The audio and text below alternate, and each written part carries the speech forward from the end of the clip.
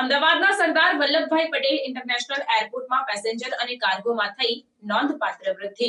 અમદાવાદના સરદાર વલ્લભભાઈ પટેલ આંતરરાષ્ટ્રીય એરપોર્ટે Q3 FY25માં passenger અને કાર્ગોમાં નોંધપાત્ર વૃદ્ધિ નોંધાવી છે.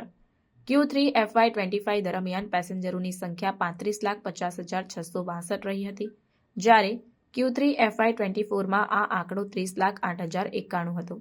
આ રીતે Q3 23-24ના પેક્સ આંકડાઓમાં 18% વધારો નોંધાયો. Q3 23-24 દરમિયાન એટીએમમાં પણ 15%થી વધુ વૃદ્ધિ જોવા મળી છે. આ વૃદ્ધિનું મુખ્ય કારણ એરપોર્ટની સુવિધાઓમાં સુધારા અને નવા ટર્મિનલના નિર્માણને ગણાવી શકાય છે. સરદાર વલ્લભભાઈ પટેલ ઇન્ટરનેશનલ એરપોર્ટના મેનેજમેન્ટ દ્વારા કરવામાં આવેલા સુધારા અને નવીનતાઓએ પેસેન્જરોને વધુ સારી સુવિધાઓ અને અનુભવ પ્રદાન કર્યો છે.